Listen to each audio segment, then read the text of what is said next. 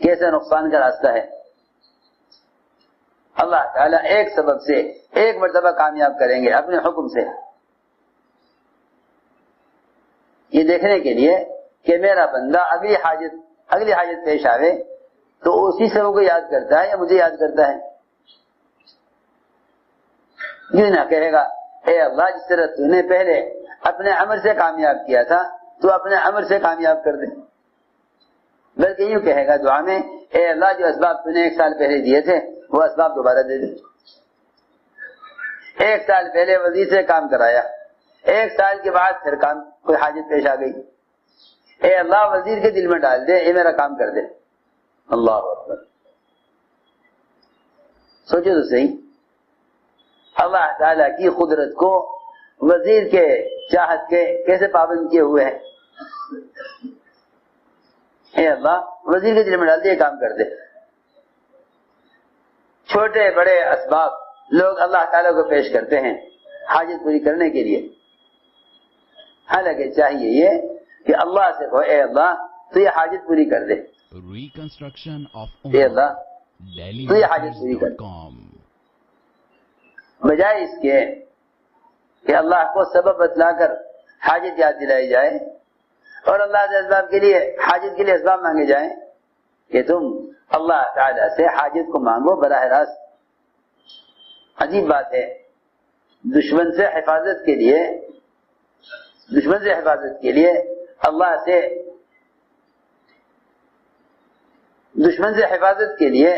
اللہ سے کوئی سبب یا اللہ سے کوئی ذریعہ نہیں مانگا گیا.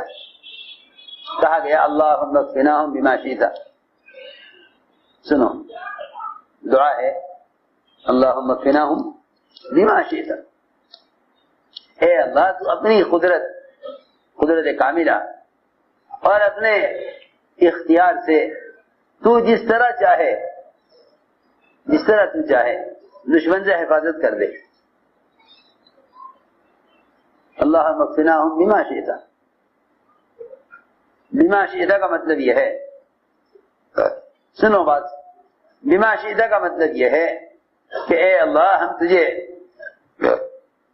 کسی سبب کے ساتھ مقید نہیں ہم تجھے کسی سبب کے ساتھ مقید کرنا نہیں سمجھتے کہ تو کسی سبب کے ساتھ بندھا ہوا ہے. ارے سنو تو صحیح، اللہ تعالیٰ کی سب سے زیادہ قوی مخلوق ملائکہ ہیں. اللہ کی سب سے زیادہ قوی مخلوق ملائکہ ہیں. ایک ادنا فرشتہ اگر ایک چیخ مار دے دنیا پر تو ساری دنیا اس کی چیخ کی قوت سے مر کر ختم ہو جائے.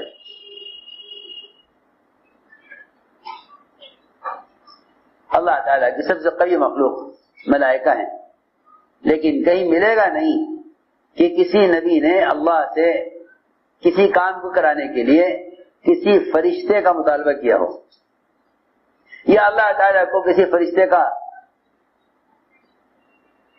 کسی فرشتے کے استعمال کا مشورہ دیا ہو کہ اے اللہ تو جبرائیل سے یہ کام کرا دے، یا یہ تو بہت دور کی بات ہے اے اللہ تو اس سے کرا دے. کہیں یہ بھی نہیں ملے گا کہ انبیاء علیہ السلام نے اپنی مدد کے لیے اللہ سے فرشتوں کو طلب کیا ہو، اللہ سے فرشتوں کو طلب کیا ہو. دیکھو تو صحیح، ملائکہ سب سے قوی مخلوق ہیں، ملائکہ سب سے قوی مخلوق ہیں، لیکن کہیں اس کی مثال نہیں ملے گی کہ کسی نبی نے کسی فرشتے کو اپنی مدد کے لیے اللہ سے طلب کیا ہو. حالانکہ کس قدر خطرے کا وقت ہے، نمرود نے ابراہیم علیہ السلام کو آگ میں ڈالنا طے کر لیا ہے، سامنے دیکھتی ہوئی آگ ہے. قرآن نے تو جہیم کہا ہے اس کو، القوہ بن جہیم. جہیم کہتے ہیں گہرائی میں اور چوڑائی میں پھیلی ہوئی آگ، جس کا احاطہ کیا گیا ہو آگ کا دیواروں سے، ایسی آگ جہیم. جہنم کے لیے بھی لفظ استعمال ہوا ہے اور جہیم کا لفظ ابراہیم علیہ السلام کو جلانے والی آگ کے لیے بھی استعمال ہوا ہے. جہنم جہنم کے لیے بھی, اور جہنم ابراہیم علیہ السلام کو جلانے والی آگ کے لیے بھی جہنم کا لفظ استعمال ہوا ہے قرآن میں. ایسی آگ کہ جس کو تشبیہ دی جاوے بالکل جہنم کی آگ کے ساتھ, یہ نہیں, اس کو اتنا پھیلایا گیا اور اتنی اونچی دیواریں بنائی گئیں کہ ابراہیم علیہ السلام اس آگ میں ڈالے جانے کے بعد بچ کر باہر نہ آ سکیں. ایسی آگ. اللہ تعالی نے فرشتے کو بھیج کر اس بات کا امتحان لیا تھا کہ یہ ان سے مدد قبول کرتے ہیں یا نہیں. دیکھو تو صحیح, ایک تو فرشتے کے ذریعے مدد طلب کرنا,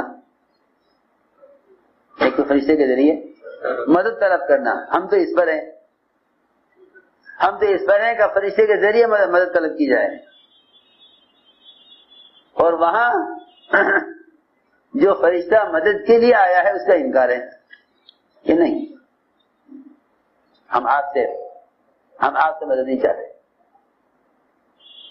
سنو, یہاں تو مدد کے لیے آنے والے فرشتے کا انکار ہے. جو فرشتہ مدد کے لیے آیا ہے اس کا انکار کر رہے ہیں کہ نہیں, ہمیں آپ کی حاجت نہیں ہے. اور ہمارا حال یہ ہے کہ ہم اللہ سے کہیں گے اے اللہ تو فرشتے بھیج دے جو یہ کام کر دے. ارے سنو تو صحیح, اے اللہ کوئی فرشتہ بھیج دے جو یہ کام کر دے.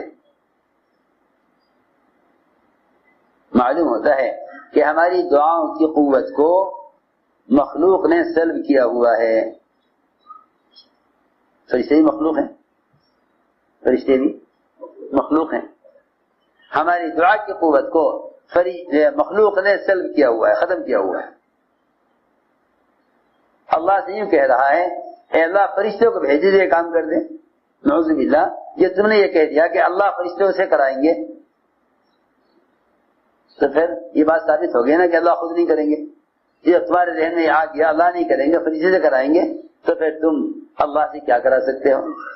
ہائے, تم ایک وزیر کے منہ پہ کہتے ہو کہ آپ نہیں کر سکتے, وہ تمہارا کام نہیں کرے گا. ہاں یوں کہتے ہو ایک مرتبہ وزیر کے سامنے کہ آپ کرا دیں گے تو خوش ہو جائے گا کہ ہاں میں کراتا ہوں.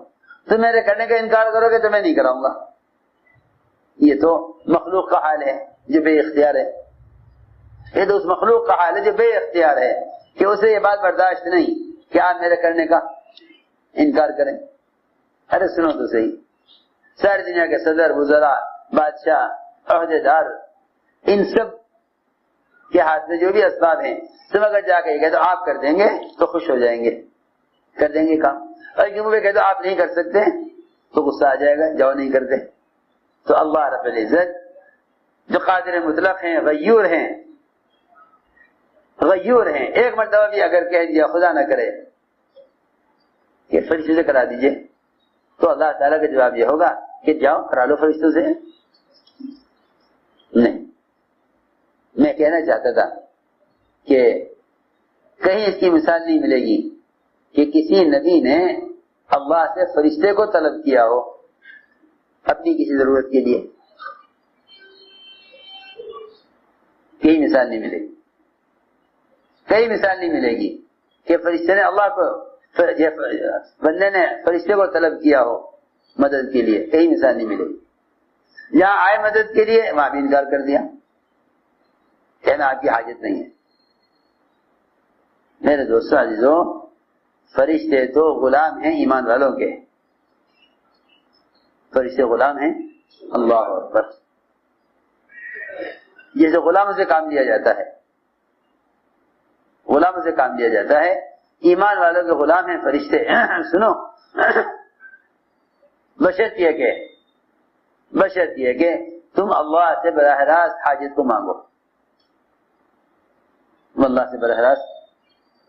مانگو, تو فرشتے اللہ سے خود کہتے ہیں اے اللہ تیرا فلاں بندہ تجھے پکار رہا ہے, تو ہمیں اس کی مدد کے لیے بھیج دے.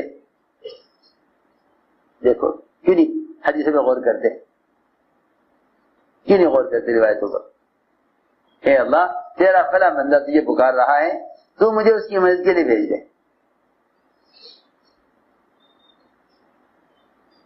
آپ جانتے ہیں قلی کا واقعہ خوب پڑھتے ہیں، سنتے ہیں فضائل میں، جب اسے ڈاکو قتل کرنے لگا، ارے 2 رکعت نماز پڑھنے لگے، کیا پڑھ لیں؟ اتنے میں ایک گھوڑے پر سوار خنجر ہاتھ میں لیے ہوئے کہ بھئی میں تو فلاں آسمان کا فرشتہ ہوں، فلاں آسمان کا فرشتہ ہوں۔ جب اس نے اللہ کو پکارا تو پھر ہم نے اللہ سے درخواست کی، اے اللہ تو مجھے اس کی مدد کے لیے بھیج دے۔ سوچو تو صحیح، ادریس علیہ السلام نے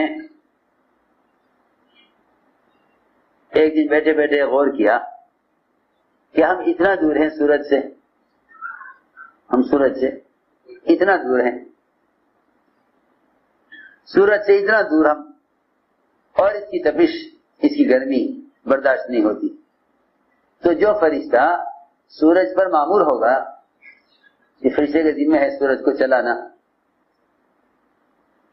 اسے کتنی گرمی لگتی ہوگی؟ اسے کتنی گرمی لگتی ہوگی؟ جب ہم اتنی دور سے سورج کی تپش کو برداشت نہیں کر پا رہے، تو جو فرشتہ سورج پر مامور ہے اسے کتنی گرمی لگتی ہوگی؟ اے اللہ اس سورج کی گرمی کو کم کر دے، اس فرشتے کے اوپر سے کتنی مشقت میں ہوگا یہ فرشتہ جو سورج کو چلا رہا ہے۔ اللہ نے ادریس علیہ السلام کے کہنے سے سورج کی تپش کو کم کر دیا، تپش کم کر دیا، سورج کی تپش کو اللہ نے کم کر دیا۔ سوچو تو صحیح، جب مسلمان کے لیے دعا کرے تو اللہ اتنا جلدی قبول کریں گے؟ جب ایک ایسی چیز جو بے جان ہے اور غیر انسان مخلوق ہے، جب اس کے لیے اس پر رحم کھانا نہیں، پھر ایک فرشتہ جو انسانی تکالیف سے خالی ہے، جو تکالیف انسان کے ہیں فرشتوں کو نہیں ہے، اس کے لیے دعا کر رہے کہ اے اللہ یہ فرشتہ جو سورج پر مامور ہے اسے کتنی گرمی لگتی ہوگی، تو اس سورج کی گرمی کو کم کر دے اس فرشتے سے، تاکہ اس فرشتے کو راحت ہو۔ گرمی کم ہو گئی، فرشتے نے اللہ سے سوال کیا، اے اللہ مجھے گرمی کم محسوس ہو رہی ہے، کیا بات ہے؟ ہمارا ایک بندہ ہے دنیا میں، ادریس، دنیا میں ہمارا ایک بندہ ہے ادریس، اس کی دعا پر اس کے کہنے پر ہم نے تم سے سورج کی گرمی کو کم کر دیا۔ اے اللہ میری درخواست آپ سے یہ ہے کہ اس ادریس کا مجھ پر احسان ہے کہ اس نے آپ سے کہہ کر میرے لیے سورج کی گرمی کو کم کرا دیا، تو مجھے ان کی ملاقات کے لیے بھیج دے کہ جاؤ مل کے آؤ۔ فرشتہ آیا ادریس السلام کے پاس، میں وہ فرشتہ ہوں جو سورج پر مامور ہے، آپ سے ملنے کے لیے آیا ہوں۔ کیوں؟ کہ آپ کو مجھ پر احسان ہے۔ کیا احسان ہے؟ کہ آپ نے اللہ سے کہا ہوگا کہ سورج کی گرمی کم کر دے اس کے فرشتے سے جو اس پر مامور ہے، مجھے اللہ نے بھیجا ہے آپ کی ملاقات کے لیے، لیکن آپ کا مجھ پہ احسان ہے، میں بھی چاہتا ہوں کہ آپ پر احسان کروں، چاہتا ہوں آپ پر احسان۔ بتائیں کیا چاہتے ہیں؟ ادریس السلام نے کہا بس چاہتے کیا، تم آسمان کے فرشتے ہو، ہمیں آسمان کی سیر کرا دو، آسمان کی سیر کرا دو۔ انہوں نے اللہ سے کہا اے اللہ یہ تیرا بندہ ادریس، اس کا مجھ پہ احسان ہے، میں نے اسے پوچھ لیا کہ آپ کس کام آ سکتا ہوں، یہ کہتے ہیں آسمان کی سیر کرا دو، اللہ نے اجازت دے دی کرا دو، لے کے چلے۔ اللہ اکبر، سارے دکھلائے، سارا غیب کا نظام دکھلایا۔ روایت میں ہے کہ فرمایا کہ پہلے جنت دیکھو گے جہنم، کہ پہلے جہنم دکھلاؤ. جہنم دیکھی، پلسرات دیکھا، سارا عذاب دیکھا. پھر وہاں سے گئے جنت کی طرف، سب کی جنتیں دیکھی. پوچھا میری جنت کون سی؟ کہ آپ کی جنت، یہ والی آپ کی جنت ہے. کہ اندر سے دیکھ لیں، کہ ہاں دیکھ تو لیں لیکن ابھی تو داخلہ نہیں ہے، ابھی تو آپ دنیا میں جائیں گے. پھر دنیا میں جانے کے بعد موت آئے گی اپنے وقت پر، پھر حشر ہوگا، جب ہوگا قیامت قائم ہوگی، پھر اس کے بعد فیصلہ ہوگا جنت میں جانے کا. کہ دیکھ تو لیں، کہ ہاں دیکھ لیں. اندر داخل ہوئے، داخل ہو کے وہاں بیٹھ گئے، جنت میں جا کر بیٹھ گئے. بہت کہا فرشتے نے چلو اٹھو، وقت پورا ہو گیا، مجھے بھی جانا ہے اپنے کام پر. دیکھو سورج کو چھوڑ کے آئے نا آپ کے پاس، مجھے جانا ہے اپنے ڈیوٹی پر. کیوں بھائی ڈیوٹی جاتے ہیں نا سارے کام چھوڑ کر، مجھے جانا ہے ڈیوٹی پر، چلیے. کہ چلیے کہاں؟ اللہ نے تو فرمایا جو جنت میں داخل ہو جائے گا وہ یہاں سے نکالا نہیں جائے گا.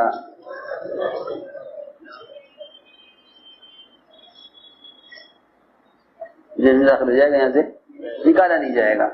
آپ مجھے کیسے نکال رہے؟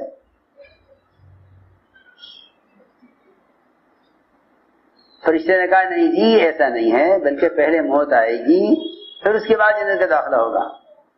تو فرمانے لگے کہ نہیں، اللہ نے تو یہ بھی تو کہا ہے کہ جنت میں داخل ہوگا اس پہ موت ہی نہیں آئے گی. اس پر موت آئے گی نا، جنت داخل ہو جائے گا اس پر موت ہی نہیں آئے گی. فرشتے نے کہا دیکھیے اللہ تعالی نے قسم کھا لی ہے اور لازم کر لیا ہے اپنے ذمہ اللہ نے کہ کسی کو جنت میں داخل کریں گے نہیں جب تک اس کو جہنم سے نہ گزار لیں. ان منکم الا واردھا کان علی ربک حتما مقضیا. یہ تو اللہ تعالیٰ کا طے شدہ فیصلہ ہے کہ جہنم سے گزاریں گے، پھر جنت میں داخل کریں گے، کسی کو بھی نہیں چھوڑیں گے. کہنے لگے اسی لیے پہلے جہنم پہ گیا تھا تاکہ تم یہ نہ کہو کہ پہلے جہنم سے گزرنا ہوگا، اسی لیے میں پہلے جہنم سے گزر کر آیا. یہاں سے ہر جواب ایسا دیا کہ فرشتہ جو ہے وہ لاجواب ہو گیا. اللہ نے فرمایا میرے بندے ادریس کو یہیں رہنے دو. اللہ ورفعناہ مکانا علیہ. ادریس علیہ السلام کو ہم نے بڑے اونچے مقام پر پہنچا دیا. رفعناہ، میں تو ساری بات اس طرح کے لیے عرض کر رہا تھا کہ ملائکہ وہ تو انسانوں کے غلام ہیں، امام والوں کے غلام ہیں. ہاں اسے صاف کہا فرشتے نے جس نے آ کر ڈاکو کو قتل کیا تھا کہ میں ہر اس بندے کا غلام ہوں، میں ہر اس مومن کا غلام ہوں جو اللہ تعالیٰ کو بے چین ہو کر پکارے.